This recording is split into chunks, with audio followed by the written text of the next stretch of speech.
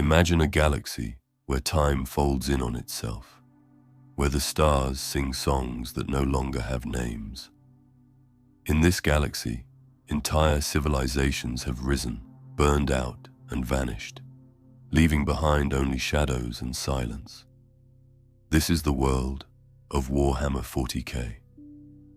It is a place where gods walk among mortals, where memory is fragile, and where even truth bends under the weight of centuries. Tonight, we drift slowly into two of its most forgotten tales. These are the kinds of stories that aren't told loudly. They're not shouted by space marines or carved into the walls of golden thrones. These stories live in the quiet places, between the lines of a codex, or in the faded margins of a lost scroll. One belongs to beings made of stars, once mighty and now broken. The other belongs to sons who had names, but whose stories were taken from history itself. We are not here to solve their mysteries. We are here to feel them, to let the questions settle in our bones and the silence carry us. Let the darkness be a comfort. Let the echoes be your guide, and let the forgotten walk with us tonight. Before we begin, take a deep breath and let your thoughts grow soft. These are not tales that rush. They move like drifting ash or gliding light. You do not need to know every rule of the universe or every name in the pantheon. All you need is a sense of wonder and a little patience.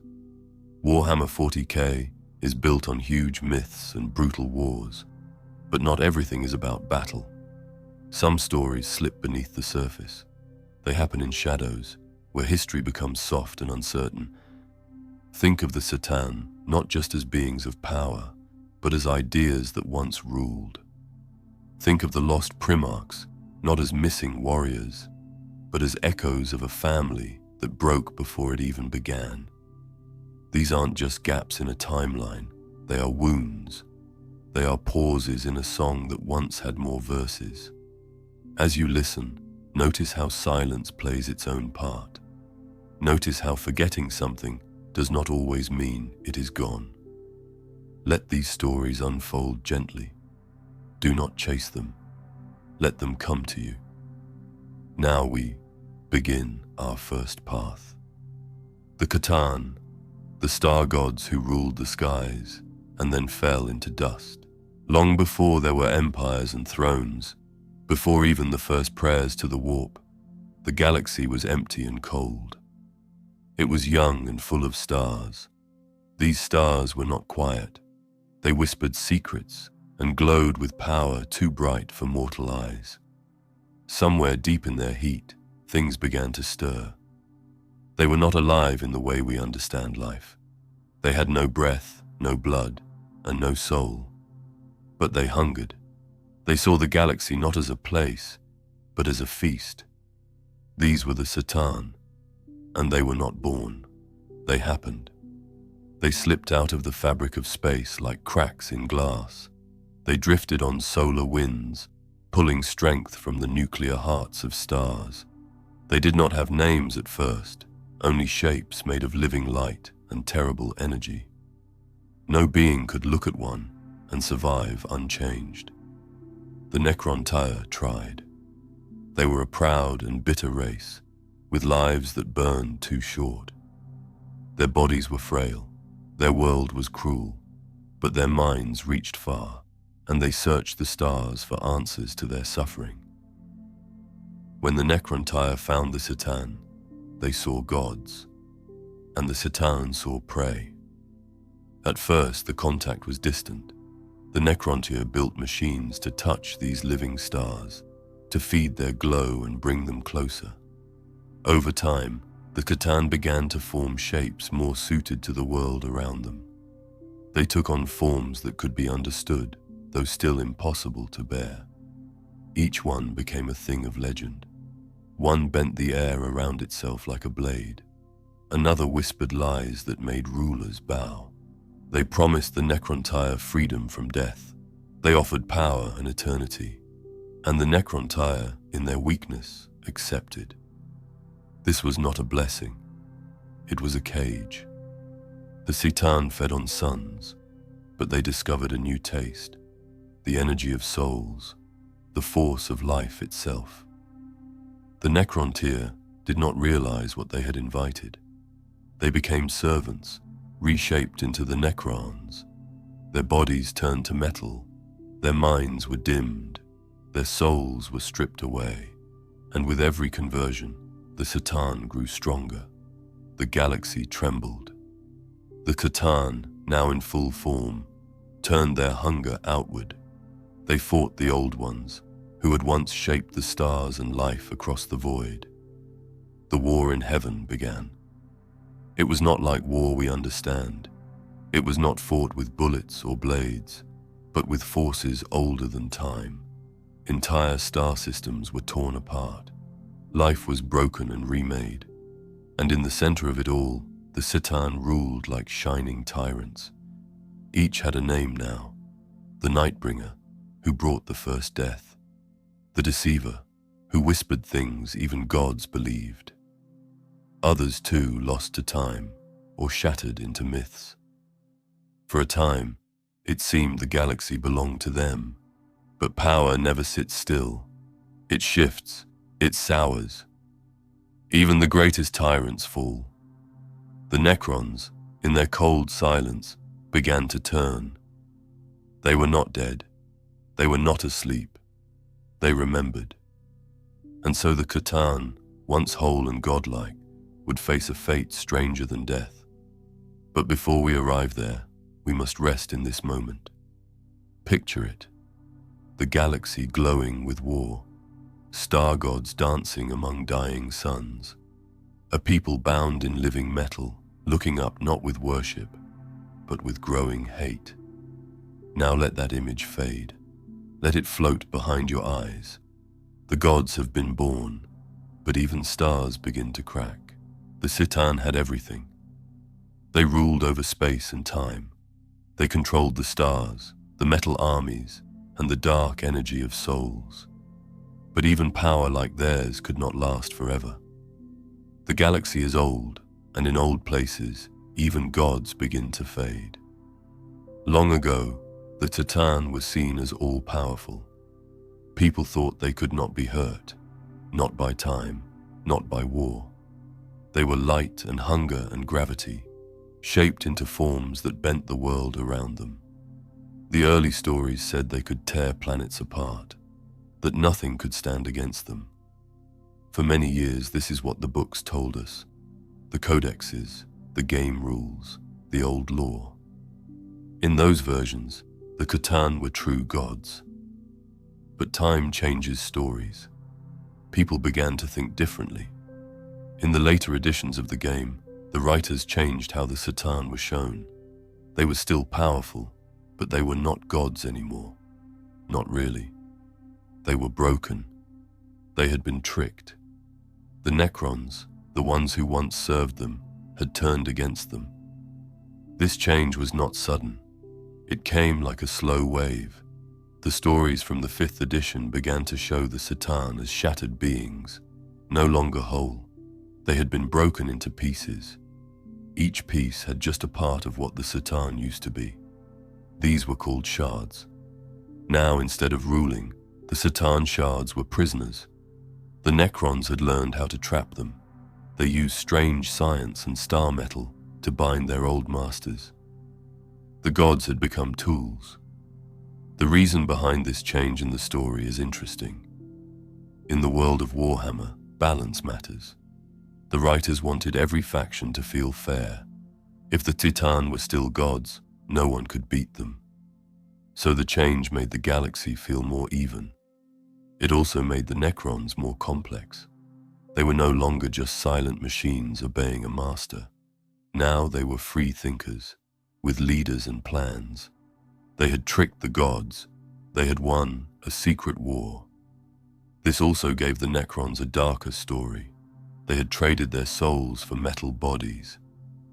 Now, they had taken revenge on the ones who tricked them. It was a quiet, slow revenge, one that took ages. But in the end, they were the ones in control. They still felt pain.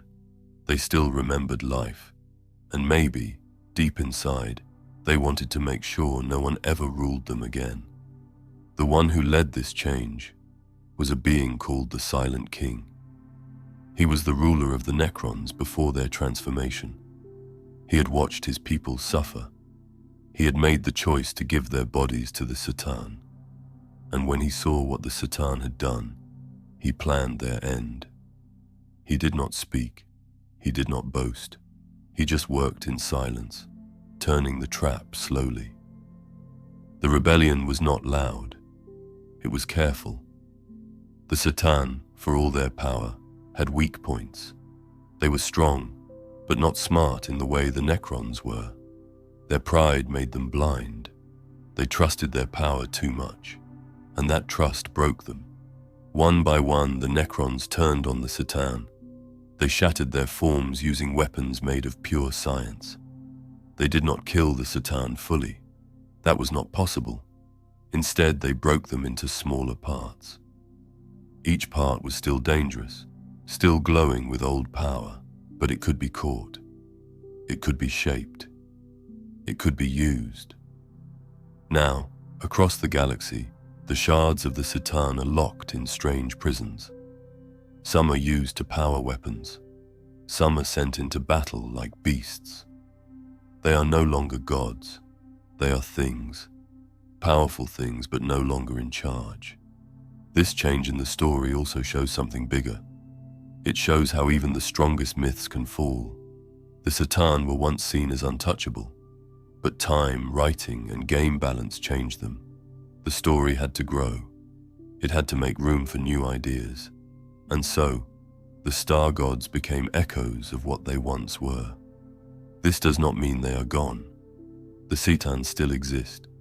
They still burn with light older than the stars, but they are quiet now. Not because they want to be, but because they are forced to be. The Necrons control them, at least for now, and that control is what keeps the galaxy safe from their full hunger.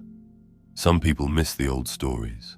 They like the idea of true gods walking among the stars. Others enjoy the new version more. It makes the Necrons stronger, more interesting.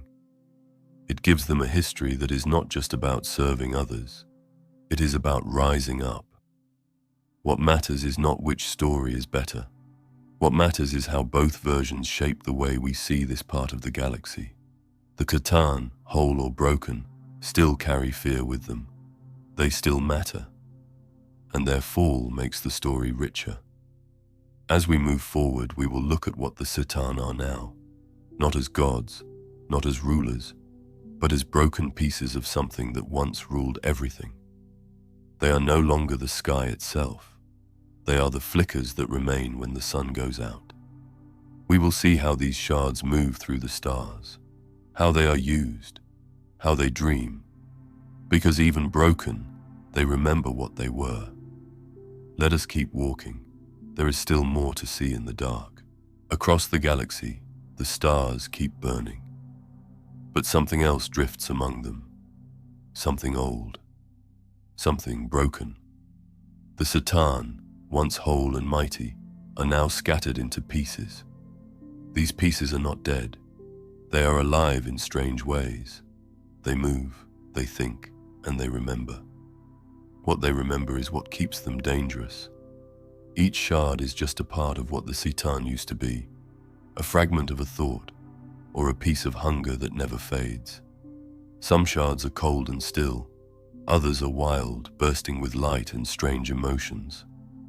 Most are locked in metal cages or strange machines built by the Necrons. These shards do not serve because they want to. They serve because they are trapped. This is their new form, not rulers, not gods, but prisoners. In battle, they are terrifying. Even a piece of a Satan is strong enough to destroy tanks, armies, and worlds. The Necrons use them carefully, not often, and never without reason. When a shard walks the field, the air bends around it. Light flickers. Machines fail. Soldiers feel fear even if they cannot explain why. That is the echo of what the Satan used to be. Not power in full, but power remembered. There are stories of the Nightbringer, one of the most feared shards. It moves like a shadow that has weight. It does not speak. It brings silence. Wherever it walks, things die. Not because of weapons or blasts, but because something in its presence makes death easier. It does not feel joy. It does not feel hate. It just continues. It remembers being whole. That memory guides it. Then there is the deceiver. This shard still plays games. It smiles though the smile is empty. It cannot lie the way it once did, but it can twist minds. It can make leaders question their choices. It can turn allies against each other, not through words, but through presence. The feeling of doubt that spreads like cold water.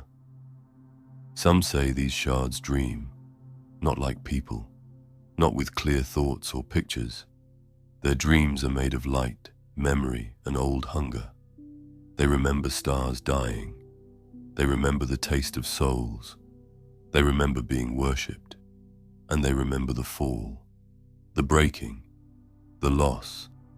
It is hard to say what these dreams mean. Some Necrons believe the shards want to become whole again, that they are reaching out, trying to pull the other pieces together. Others say the shards are not aware enough to want anything. They are just patterns, like storms, beautiful, dangerous, and blind. The truth may be somewhere between those two ideas. The book called The Infinite and the Divine gives us a deeper look. It follows two Necrons who move through the galaxy, chasing old things. One of them believes he can control the past.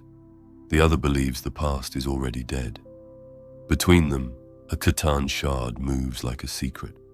It does not speak much, but when it does, the words cut deep, not with sharpness, but with weight, as if each sound it makes is pulled from the bones of a dying star. Reading that story helps us understand the mood around the Satan. They are not just enemies. They are parts of something bigger, something we do not fully understand. And maybe we are not meant to. The galaxy in Warhammer is full of noise, guns, engines, shreams, and sirens. But around the shards of the Satan, there is often quiet. Not peace, not calm, just quiet. As if the universe itself steps back for a moment. As if time leans in to listen. That silence is what makes the shards feel real. Even broken, they carry a sense of awe. This is what makes them different from other threats. They are not part of the usual war. They are older than it. They are not fighting for land, or power, or even survival. They exist because they cannot stop. They move because they are still burning. Each one holds a memory of what it was like to be everything, and each one aches from not being whole. That ache can be felt by the Necrons. They may not feel emotions like humans do, but they are not empty. They sense the sorrow in the shards. They hear the hum of pain beneath the metal voices. Sometimes they stare too long at the shards. Sometimes they wonder if breaking the gods made things better or worse. The Silent King does not speak of it, but others do. These questions grow in quiet corners of the Necron tombs, in the halls where the shards are kept, in the glow of containment fields. There is a feeling that something is still coming, that the shards in time will shift again, that the dreams they hold will lead to something new, or something very old. It is not clear what happens when a shard meets another shard from the same Satan. Do they join? Do they fight? Do they remember more? Or do they fade? The answers are hidden, like so much in this galaxy. But the questions remain. These are not questions of battle. They are not questions of conquest. They are questions of memory and of being. What does it mean to be a part of something broken? Can a piece still hold truth? Can a dream still shape the stars? The Satan shards do not answer. They cannot. But their silence speaks in its own way. Now we turn toward the last part of their tale. The pieces remain, but what of the whole? What still echoes through the stars? What sings in the gaps between the light? Let us keep moving. There is still a little further to go, out across the stars, where most eyes never look. There are places where something stirs. Not life in the way we know it, and not machines either. These places hold fragments that were never meant to be separate, shards of a truth that once burned too bright. This is where the last parts of the Satan now rest. Not dead, not alive, just waiting in strange forms, being without full purpose. What remains of these beings is harder to describe than what they were, because what they were had shape, had rules, had myths. Now, they are echoes. The galaxy does not speak of the Catan the way it used to. In the early age of the Imperium, many saw the Necrons as just another threat. But the truth hidden under their metal shells reaches deeper. They are tied to something older than the Imperium, older than chaos, older even than life. What they keep locked away is not just power. It is memory that refuses to fade. Memory of the first light, the first war, the first hunger. The Catan once stood above the stars. Now they drift beneath them. The warp does not touch the Satan. That is part of what makes them so strange. The warp is chaos, thought, emotion, and soul. The Satan have none of that. They are made of a different kind of force, a power that existed before belief, before fear. This is why the warp has no pull on them. And maybe this is why they are feared even now, because you cannot reason with what has no soul. You cannot speak to it. You cannot pray to it, and it does not care what you are. This gives the Satan a strange kind of silence. While chaos rages and whispers, the Catan only glow. They only move. Even their fragments still feel like a kind of presence that cannot be touched or changed. When you see a shard, you see something that does not belong, not in a way that makes it wrong, but in a way that reminds you of how small everything else is.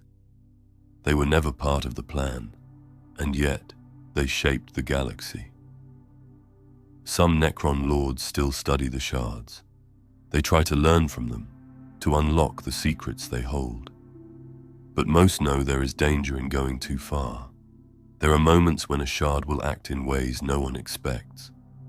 It may stop, freeze, or shift shape. It may pull in light and not give it back. It may hum with sound that has no source. These signs are not always clear, but they remind the Necrons that control is never perfect. The gods they broke are still watching, still remembering. A few legends speak of Satan pieces that escaped, shards that slipped through the cracks, ones that roam far from the Necrons, hiding in deep space or in the hearts of dying suns. If these stories are true, then the galaxy may still hold dangers that no one can predict. Beings with no form, no goal, just drift and hunger. If they meet again, if they ever join back together, what would they become? Would the Satan return in full, or would something new take shape? It is also possible that the Satan cannot return, that the shattering was not just a break of form, but a break of identity. A wound so deep, it changed what they are.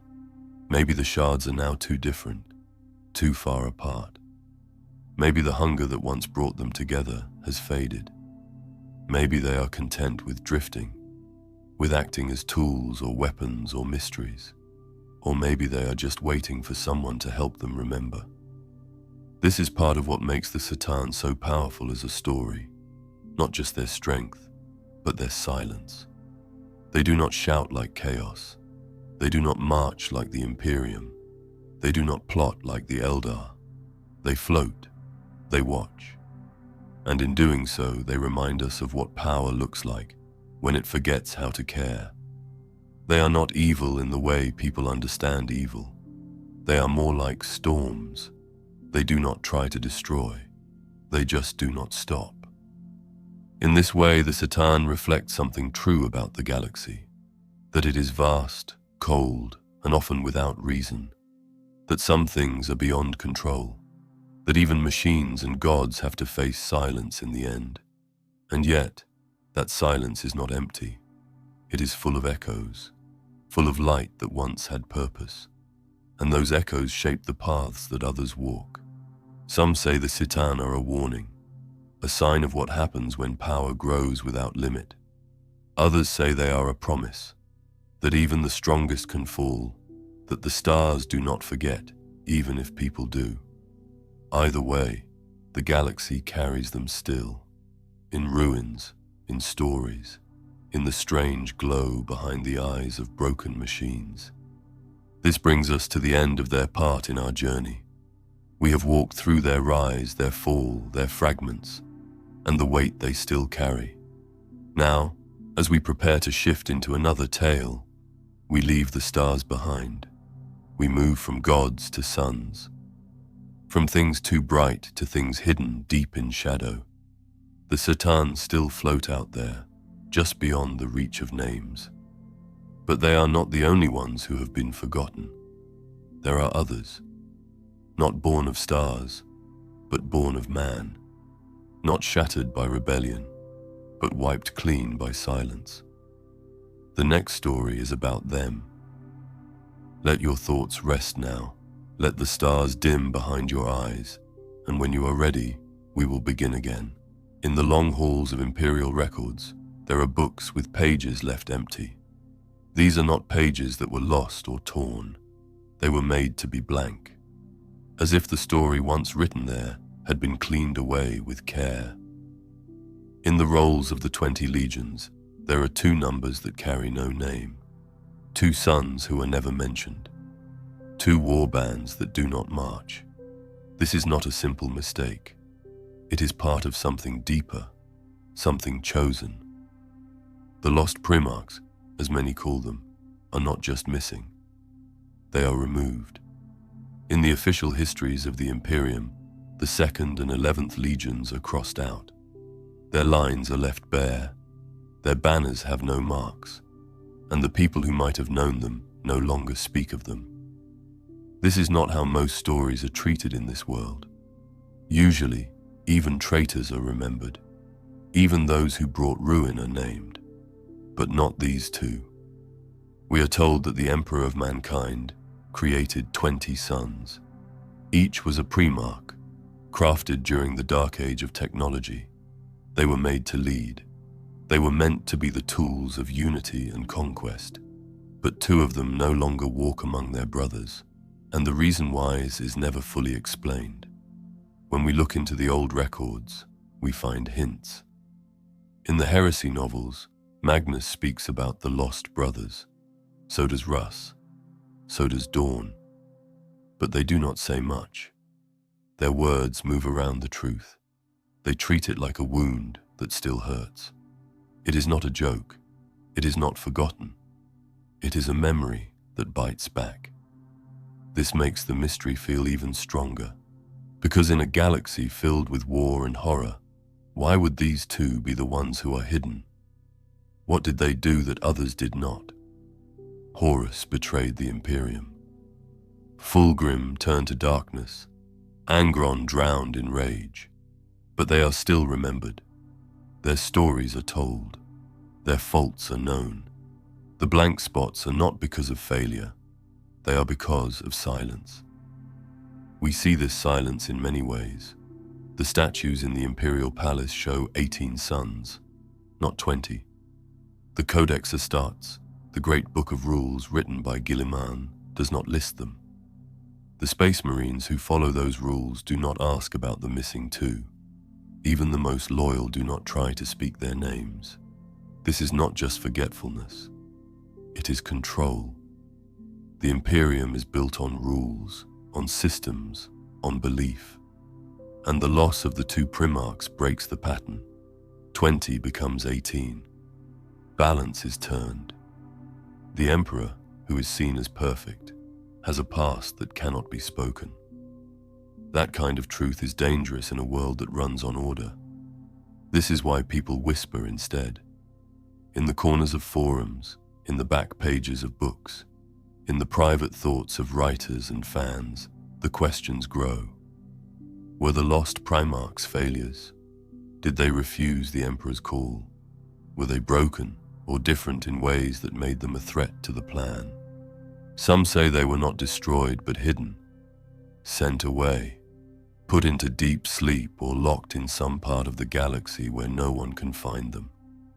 Others say they chose a different path, that they saw what the Imperium would become and walked away before it happened. These are only guesses, but the guesses carry power, because the silence allows space for wonder.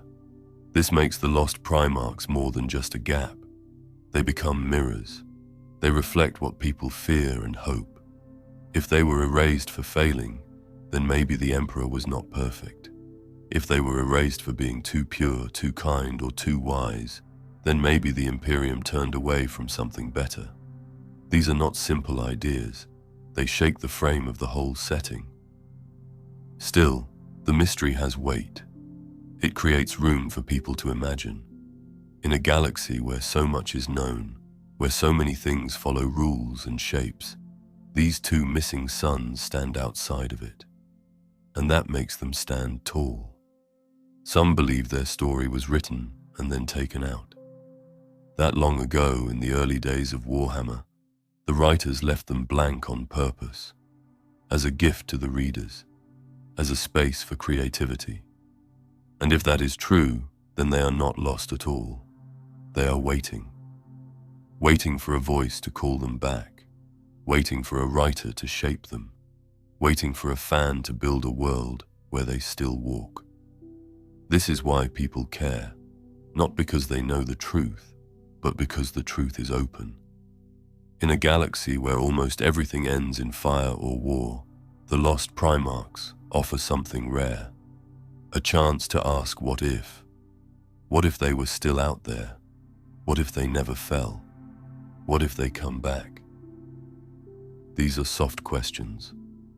They do not shout, they do not lead to battle, they float, like dust in sunlight. Now we have opened the door. We have stepped into the silence that the Imperium left behind. As we walk deeper, we will look closer. At the theories, at the legends, at the whispers that fill the space where names once were. Let your thoughts drift for now. Let the blank banners flutter in the dark.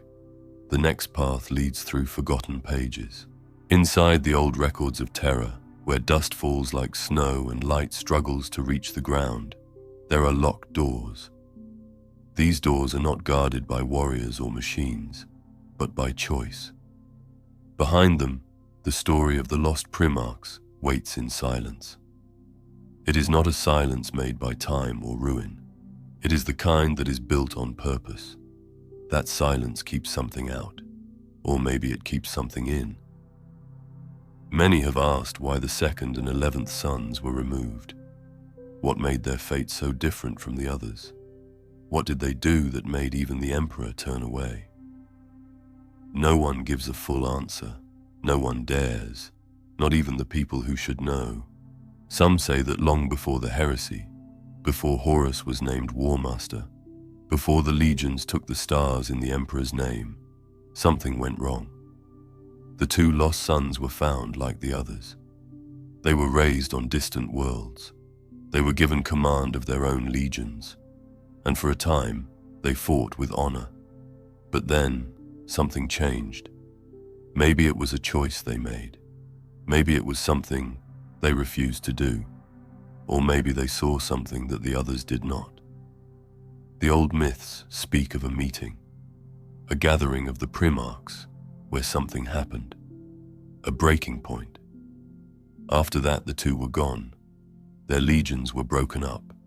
The records were sealed. The Emperor never spoke of it again. This is where the theories begin. Some believe the two lost sons turned against the Imperium, not like Horus or Magnus, who broke faith later, but early, when the dream of unity was still soft. These sons may have questioned the Emperor. They may have seen flaws in the plan. If that is true, then their removal was not just about punishment.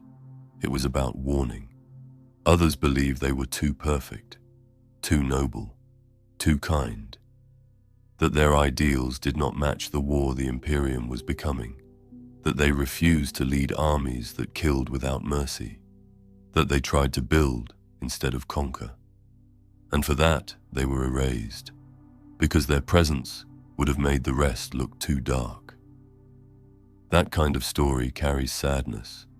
It suggests the Imperium chose strength over hope, that the dream died before the war even began. Then there is the idea that the lost sons did not fall or flee. They were taken, removed by forces too strange to fight, pulled into the warp or sealed away by ancient beings, that their absence is not a shame, but a loss that the Emperor cannot fix. This would mean the blank places are not wounds, they are waiting rooms. If true, it changes everything. Some point to Malcador the Sigillite. He was the Emperor's closest helper, a man of great power and silence. He knew many secrets. If anyone had a hand in removing the lost sons, it may have been him. With a single word, he could wipe out a history. He had the skill, he had the trust. He may have done it not for hate, but for balance, to keep the Imperium strong. The Thunder Warriors add another layer. These were the warriors who came before the Space Marines. Bigger, faster, but not stable. When the Emperor no longer needed them, they were removed. Most were hunted down. Few survived. This shows that the Emperor is willing to erase what no longer fits the plan. If he did it once, he could do it again. It is also worth looking at how other Primarchs react to the lost ones. Lorgar, who fell deep into chaos, still shows respect for the memory of his missing brothers. He treats them as part of the family, not as enemies. This tells us the loss runs deep. It was not just a small event. It was something that marked all of them. Even Robut Guilliman, who follows order above all, leaves space for the missing too. He does not rewrite the records. He does not change the numbers. He leaves the blanks in place. That says more than words. There is power in what is not said, in what is not shown. The Imperium teaches its people to follow, to obey, to trust the Emperor above all. But the lost Primarchs suggest the Emperor is not beyond error, that even he made choices that had to be hidden. That kind of idea is dangerous. It makes people question. And in a galaxy held together by belief, questions are like fire. This is why the lost sons are never shown in visions, never named in prophecies. They are not part of the faith. They are not tools of hope or fear. They are voids, and that makes them stand apart from everything else. Still, the fact that they remain part of the record, even as blank spots, means something. If the Emperor wanted to, he could have removed them completely, changed the numbers, erased the evidence. But he did not. He left the gaps, as if to say they were real, as if to say the pain matters. That pain moves through the stories of the other Primarchs, in their moments of doubt, in their silences, in the way they speak of family, but always with a number too small. They know something is missing. They just will not say what. Now we stand in that same silence. We have followed the trail of guesses, of old truths and newer lies, and we are left with the same question. What makes a name worth forgetting? And who gets to decide? The next step will not answer that, but it will bring us closer. We will hear from the brothers who remain. We will feel the shape of the loss in the way they remember, or choose not to. Let the silence stay with you for now. The next voice you hear will not be from the lost, but from those left behind. The Primarchs were not just weapons. They were not only leaders. They were a family. Each one was shaped by the Emperor, scattered across the stars, then found and brought home again.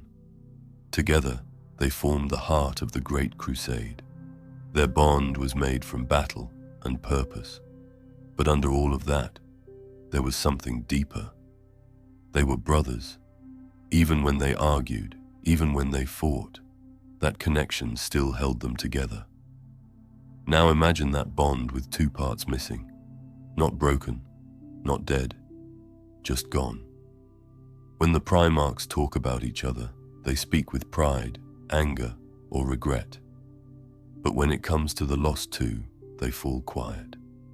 The silence is not cold. It carries weight, like a name whispered and then forgotten before it can land. When Leman Russ is asked about the lost sons, he looks away. He talks around the truth. His words are sharp, but his face tells more than his voice. He is not the kind of man who hides fear, but he respects what was lost.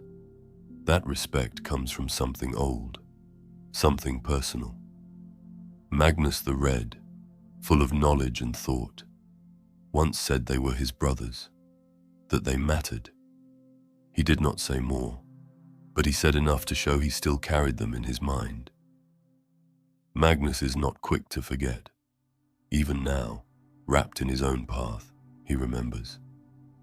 Others show their thoughts in smaller ways. Rogel Dawn never speaks of them, not because he does not care, but because he cannot risk the pain. Vulcan, who loves deeply and forgives easily, shows sadness when their numbers are counted. Sanguinius, with wings like light and a heart that felt too much, once paused when asked about his brothers. His eyes drifted, as if he saw something that no one else could see. Even the traitors remember. Fulgrim once spoke of what was lost. He called the silence a wound. Perturabo, who held anger close like armor, kept a place empty in his thoughts, as if someone should be there, someone missing. All of this shows that the removal of the two was not just a trick of records. It was something that touched the hearts of the Primarchs. Whatever happened, it left a mark, not just in history, but in memory. This is important, because in a galaxy of war, memory is one of the few things that still holds meaning. The Primarchs were made for victory, but they were also made to feel. Some hid that better than others, but it was always there. That bond made them more than tools, and when it was broken, the cracks spread wider than anyone expected. Some wonder if the loss of the two early brothers helped shape the fall of Horus, that without the full family, the cracks began to grow, that without the quiet balance those two once gave, the rest started to pull apart. It is not clear, but it is not hard to believe. The family was already strained, and the removal of any part of it would change the weight of everything. The truth may never be known, but the echoes are still there, in the way the brothers walk, in the way they speak, in the way they fight. The missing pieces still shape the way they think. Even now, across time and space, in different forms and fates, the memory lingers. This silence is not soft. It cuts, but it also binds. It gives shape to the parts we can see, like the way a shadow makes the light more clear. The lost sons are not present, but they still guide the path. They shape the fears and hopes of those who remain. They give meaning to the idea that even gods can feel grief. This is not just true for the Primarchs. It is also true for the legions. The warriors under their command feel the gap. They may not speak of it. They may not know the details, but they feel it in the stories they are told, in the rules they follow, in the warnings whispered when no one is near. That feeling moves beyond the Imperium. Even in the eyes of chaos, the silence matters. The warp holds many truths and many lies, but even it stays quiet on this matter. The gods of chaos do not speak of the lost ones. Maybe they do not know. Or maybe they know too much.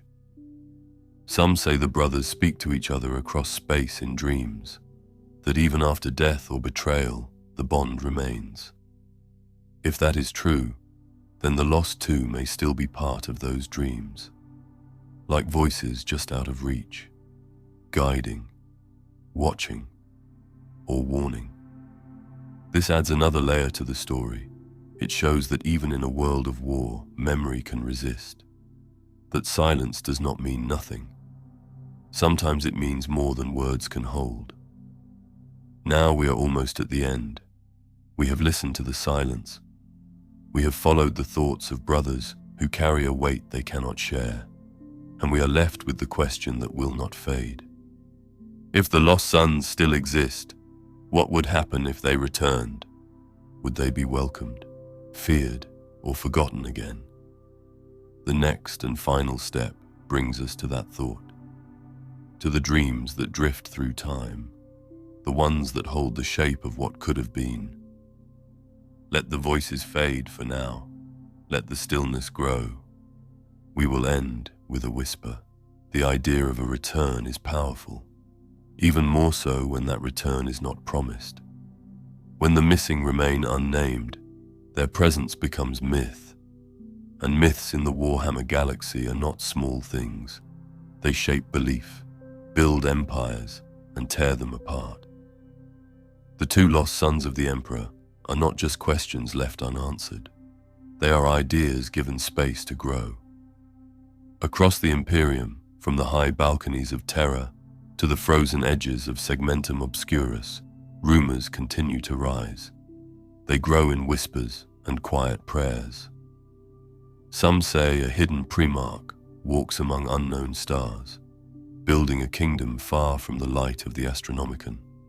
Others believe one sleeps in stasis under a dead moon, guarded by machines older than the legions themselves. Stories like these do not need proof to matter. They carry weight because people want them to be true. They hold space in a galaxy where hope often runs thin. Hope, in the Imperium, is not light but defiance. It is not gentle but grim. It does not bloom so much as it clings, desperate, bleeding, and persistent. And in the silence left by the 2nd and 11th, hope finds a foothold. Their absence becomes a vessel, a mirror for the dreams and fears of the Imperium. To some, they are saviors yet to rise. To others, they are ghosts of ancient sins, reminders of what even the Emperor could not save. Among the Adeptus Custodes, there are veterans who have stood watch since the earliest days. They do not speak easily, but some say their silence grows longer when the lost legions are named, as if they remember faces once seen but now forbidden. Within the halls of the Black Library, where hidden knowledge flows like ink through veins, there are scrolls wrapped in chains and sealed with marks of dread. These are not destroyed, only locked. Not erased, but held back. That choice speaks volumes. In a world so tied to record and order, deletion is rare. Even the enemies of the Imperium are named, feared, and studied. Yet the 2nd and 11th sons are simply not there. This makes their silence louder. It suggests not a lack of story, but a story too dangerous to tell. And when a story is dangerous, it holds power. The Inquisition fears such power. To them, secrets are threats, things that twist the minds of the faithful and open doors to doubt. They do not speak of the lost Primarchs, not in open halls nor shadowed meetings. To bring up their names is to invite questions that cannot be safely answered. This is why even mention of them is often followed by careful glances and long pauses, as if the air itself waits for correction. Yet among the shadows of silence, something stirs. Across space stations and shrine worlds, the unspoken becomes ritual. Naval officers and void priests share old stories in half-joking tones. Astropaths whisper of dreams they cannot explain. In the quiet corners of librariums, certain forbidden tomes never gather dust. For all the fear surrounding the lost Primarchs, there is fascination too. That tension between denial and desire keeps their myth alive. Beyond the halls of terror, among those who drift through the stars, the silence becomes something else. It becomes a dream. Rogue traders speak of strange encounters, of beings too large to be human, but too noble to be monsters. Librarians of far-flung chapters tell of dreams that do not feel like dreams, where voices call to them from golden thrones beneath shattered skies. Some call these moments visions, others call them echoes. What if they are both? In the deep dark, beyond the light of the Astronomicon, there are areas called the halo stars. Few go there, fewer return. It is said that space bends differently in that region. That time loses its grip. What if one of the lost sons found that place and stayed, not to hide, but to wait, to build, to become something more than a tool of war, a quiet ruler of a kingdom of peace, holding back the dark without ever needing to be seen? Such a thought brings comfort. It is not canon. It is not fact. But it lives in the minds of many. In a setting where so much bends toward despair, the idea of something pure surviving apart feels like light in cold water. It glows, even if it is faint. Imagine a world beyond known space, where humanity thrives untouched by the burdens of the Imperium. A quiet civilization that knows peace, not because it is ignorant, but because it is guarded. Imagine a Primarch who chose not conquest, but sanctuary. One who understood the Emperor's vision not as empire, but as protection. Could such a son exist? Could one Primarch see the curse that followed his brothers and choose another way? There is poetry in the idea. And in the grimdark of the 41st millennium, poetry is a dangerous thing. Then there is the darker path, the idea that one or both of the lost sons fell, that they became something worse than traitors, that their sin was not rebellion, but something deeper, something that even Horus could not match. If that were true, then their erasure becomes a shield, not to protect us from their shame, but to protect us from what they became. It would mean they are still out there, but change beyond saving. And if they returned, they would not bring peace. They would bring ruin. Would the Imperium be strong enough to face that? Could Guilliman, reborn in a broken empire, stand against a brother erased from time? Would he even try? Or would the weight of that memory be too much? Perhaps that is the cruelest possibility, that they are not gone but altered, transcendent, monstrous. Perhaps one commands fleets of machines built from dead gods. Perhaps another leads a crusade of silence, where entire worlds vanish without trace, leaving only the impression of something vast and final passing through. Or perhaps their influence is more subtle. Perhaps their touch lies not in war, but in philosophy. A secret cult, a deviation in doctrine, a whisper of a higher truth buried beneath the dogma of the ecclesiarchy. What if they do not wage war on the Imperium with weapons, but with thought? What if their return has already begun, not in fire, but in belief?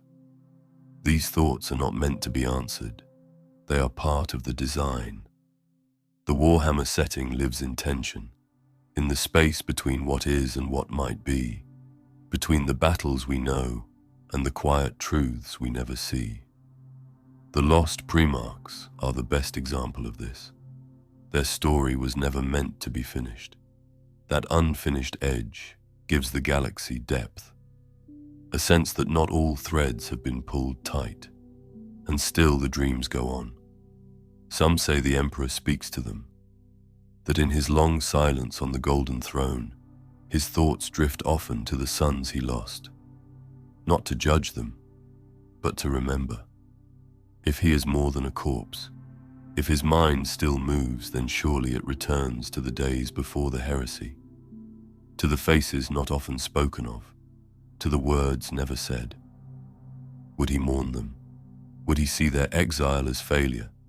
Or would he see in it a final act of mercy, his hand staying their fate before the galaxy turned its teeth on them? Did he hope they would return when the time was right? Or did he hope they never would? What would he say now if they returned? Would he welcome them with open arms? Would he test them as he once tested his most loyal? Or would he turn away, knowing too well the weight of history? If they do return, the galaxy will shift. Not in fire, not in battle, but in meaning. Their presence would stir the heart of the Imperium. It would force truth into places where only belief has lived. It would awaken doubts that have slept too long. Or maybe, in the end, they will not return. Maybe they are meant to remain shadows, guiding stories instead of shaping them. If so, they are not lost. They are part of something larger. They help keep the mystery alive. They remind us that even in a world built on records and rules, the unknown still matters.